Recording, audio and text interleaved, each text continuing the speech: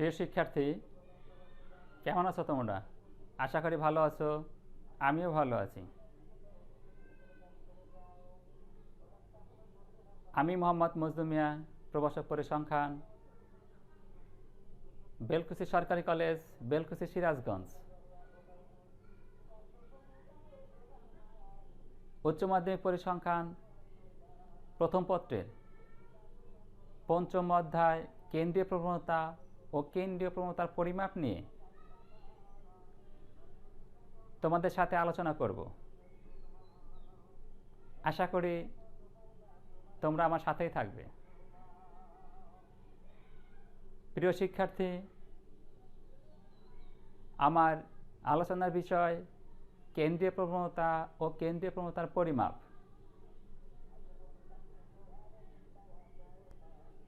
এই আলোচনা শেষে তোমরা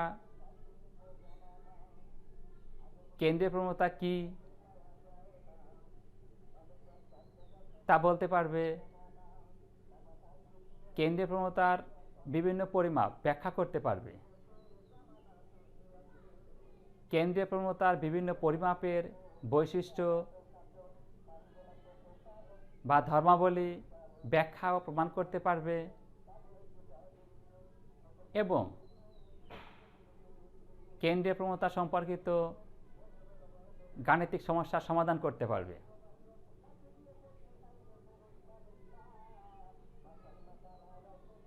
ঠিক আছে শিক্ষার্থীরা, চলো আর দেরি না করে আমরা আলোচনায় চলে যাই। কেন্দ্রীয় প্রবণতা কোনো তথ্য সারি অথবা রাশিমালার মানগুলো তার কেন্দ্রীয় মানের চারিদিকে অবস্থান করার যে ঝোঁক বা প্রবণতা দেখায় তাকে বলা হয় কেন্দ্রীয় প্রবণতা। অর্থাৎ কোনো রাশিমালা বা তথ্য সারিতে যতগুলা মান দেওয়া থাকে সবগুলা মান কেন্দ্রের কোনো নির্দিষ্ট মানের চারিদিকে অবস্থান করার প্রবণতা দেখায়, ওই প্রবণতাকেই বলা হয় কেন্দ্রীয় প্রবণতা। এবং যে পদ্ধতির সাহায্যে প্রবণতা পরিমাপ করা হয় তাকে বলা হয় কেন্দ্রীয় প্রবণতার পরিমাপ। কোনো তথ্য সারির মানগুলো তার কেন্দ্রীয় মানের চারিদিকে অবস্থান করার যে প্রবণতা দেখায়, এই প্রবণতা যে পদ্ধতির সাহায্যে পরিমাপ করা হয় সেই পদ্ধতিগুলোকে বলা হবে কেন্দ্রীয় প্রবণতার পরিমাপ। কেন্দ্রীয় প্রবণতার পরিমাপ পাঁচটি। কেন্দ্রীয় প্রবণতার পরিমাপ পাঁচটি। এক, যোজিত গড়।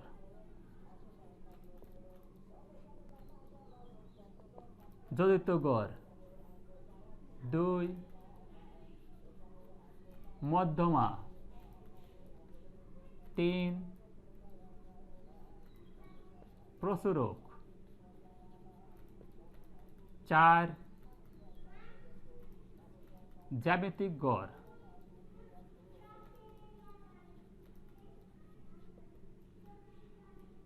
পাঁচ, বিপরীত গড়।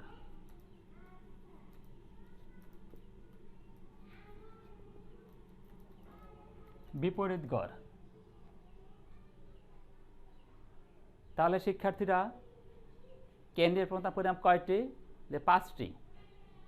এক, যোজিত গড়। দুই, মধ্যমা। তিন, প্রচুরক। চার, জ্যামিতিক গড়। এবং পাঁচ, বিপরীত গড়।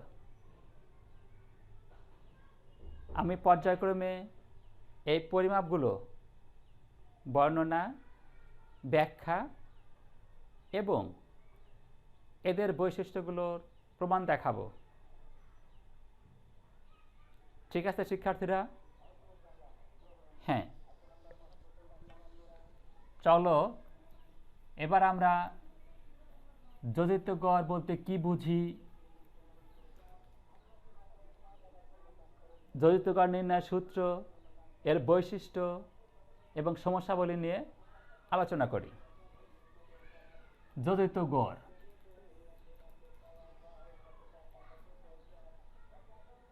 কোনো তথ্য সারিতে যতগুলা মান দেওয়া থাকে সবগুলা মান যোগ করে তত বা উপাত্তের সংখ্যা দ্বারা ভাগ করলে যে ভাগফল পাওয়া যায় তাকে বলা হয় যোজিত গড় বা গাণিতিক গড়।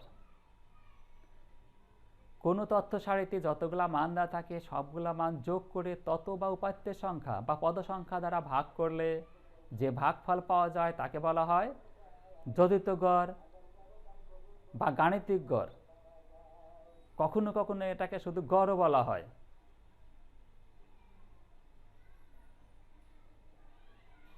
যোজিত গড়কে x বার দ্বারা প্রকাশ করা হয়। কি দ্বারা প্রকাশ করা হয়? x বার। যোজিত গড়কে x বার দ্বারা প্রকাশ করা হয়।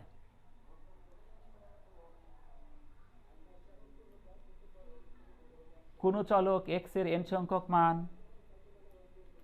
কোনো চলক x এর n সংখ্যক মান x1, x2, x3 up two xn, পদ সংখ্যা n। যোজিত গড় যদি x বার হয় তাহলে যোজিত গড়ের সংজ্ঞা অনুযায়ী x bar equal to x1 plus x2 plus x3 up to plus xn divided by n।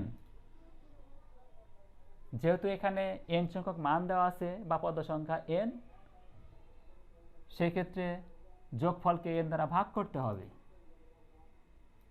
শিক্ষার্থী বন্ধুরা একটু খেয়াল করো, এটা আমরা যোগ করে কি লিখতে পারি? Summation xi divided by n।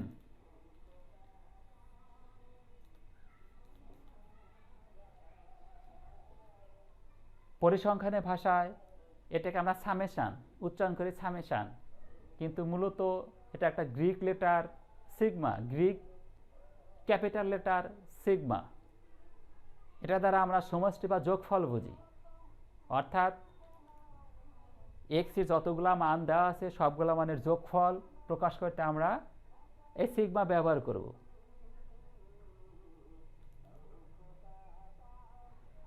তাহলে দেখো summation xi divided by n, যেখানে i equal to 1, 2, 3 up to n।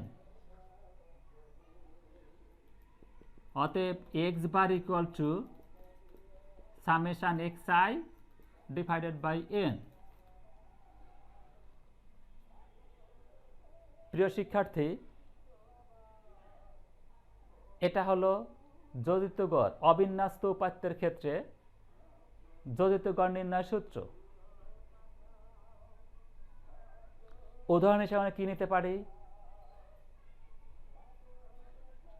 তোমাদের শ্রেণীতে 50 জন ছেলে মেয়ে আছে।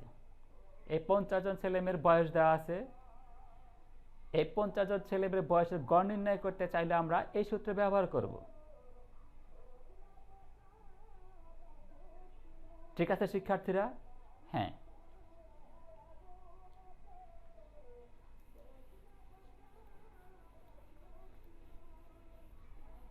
এবার বিন্যস্ত বা গণসংখ্যা নিবেশনের ক্ষেত্রে,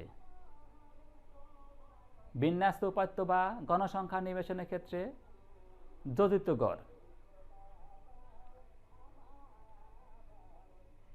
কোনো চলক x এর n সংখ্যক মান x1, x2, x3 up two xn এবং প্রতিটি মানের গণসংখ্যা যথাক্রমে f1, f2, f3 up to fn হলে যোজিত গড় x বার ইকুয়াল টু কি হবে দেখো। কোনো চলক x এর n সংখ্যক মান x1, x2, x3 up two xn এবং প্রতিটি মানের গণসংখ্যা যথাক্রমে f1, f2, f3 up to fn। শিক্ষার্থী বন্ধুরা, এখানে মোট উপাত্তের সংখ্যা n equal to f1 plus f2 plus f3 up to fn। যোজিত গড় যদি x বার হয় তাহলে x bar equal to f1 into x1 plus f2 into x2 plus f3 into x3 up to plus fn into xn divided by কত হবে? Divided by n। equal to summation fi xi divided by n. I equal to 1 2 3 up to n. অতএব বিন্যস্ত উপাত্তের ক্ষেত্রে যোজিত গড় x bar equal to summation fi xi divided by n। যোজিত গড়ের দ্বিতীয় সূত্র। যোজিত গড়ের প্রথম সূত্র x bar equal to summation xi divided by n এবং দ্বিতীয় সূত্র x bar equal to summation fi xi divided by n। প্রিয় শিক্ষার্থী, প্রথম সূত্র অর্থাৎ x bar equal to summation xi divided by n এটা হলো অবিন্যস্ত উপাত্তের ক্ষেত্রে, আর x bar equal to summation fi xi divided by n এটা হলো বিন্যস্ত অথবা বিন্যস্ত উপাত্ত অথবা গণসংখ্যা নিবেশনের ক্ষেত্রে। এখন ইচ্ছা করলে আমরা খুব সহজেই বিন্যস্ত এবং অবিন্যস্ত উপাত্তের ক্ষেত্রে যোজিত গড় নির্ণয় করতে পারব। চলো আমরা ছোট্ট একটি করে উদাহরণ নিয়ে দেখি যোজিত গড় কিভাবে নির্ণয় করা যায়।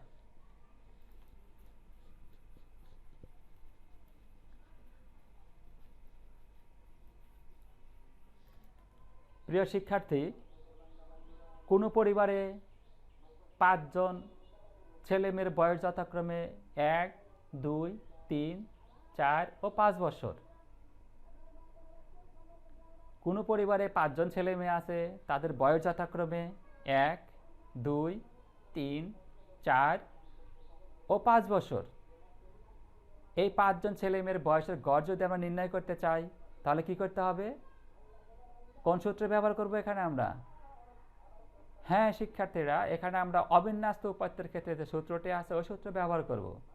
তাহলে কি লিখবো এখানে? আমরা লিখব, আমরা জানি যোজিত গড় x bar equal to summation xi divided by n। i equal to 1 2 3 4 5। কেন? যেহেতু এই রাশিমালায় 5টা মান দেওয়া আছে, তাহলে যদি এটা ভাঙে আমরা লিখি x1 plus x2 plus x3 plus x4 plus x5 divided by n equal to x1 equal to 1 plus 2 plus 3 plus 4 plus 5 divided by 5 equal to 15 by 5 equal to কত? 3। অতএব x বার ইকুয়াল টু 3, অর্থাৎ ওই পরিবারের 5 জন ছেলে মেয়ের বয়সের গড় equal to 3। এরকম যে কোনো সংখ্যক মান দেওয়া থাকলে ওই মানগুলো আমরা গড় নির্ণয় করতে পারবো। কি পারবো? হ্যাঁ, আমরা নির্ণয় করতে পারবো। চলো এবার বিন্যস্ত অথবা গণসংখ্যা নিবেশনের ক্ষেত্রে যে সূত্রটি আছে সেটা একটা প্রয়োগ দেখি।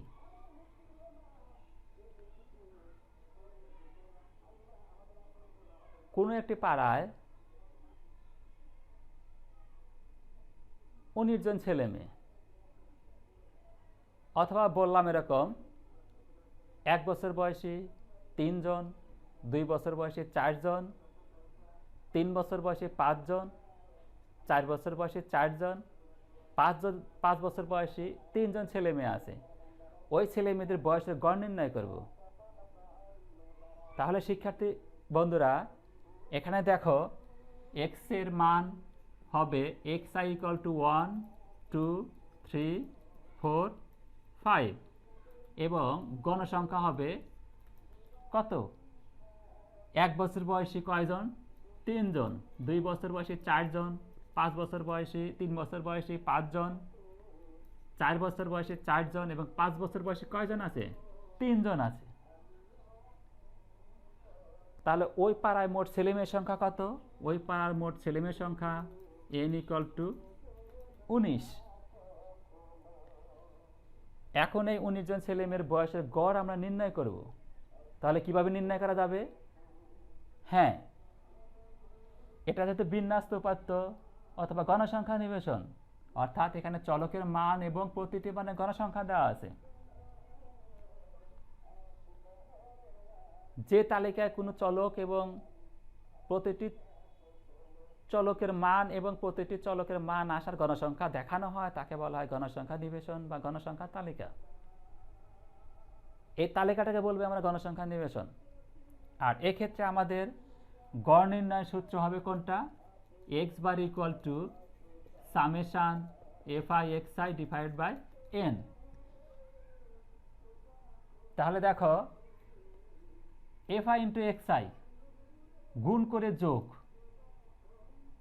fi গণসংখ্যা, xi চলকের মান, x এর প্রথম মান 1, এর প্রথম গণসংখ্যা 3।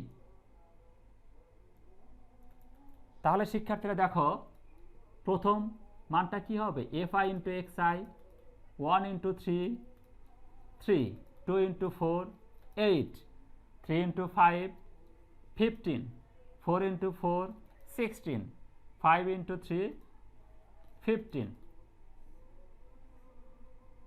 যদি এটা যোগ করা হয় তাহলে দেখো কী বের হবে? 19 জন ছেলেমেয়ের মোট বয়স বের হবে। অথবা এটার যোগফলটা কি লিখবো আমরা? এটা যোগফলটা লিখব সামেশন fi(xi) ইকুয়াল টু 57।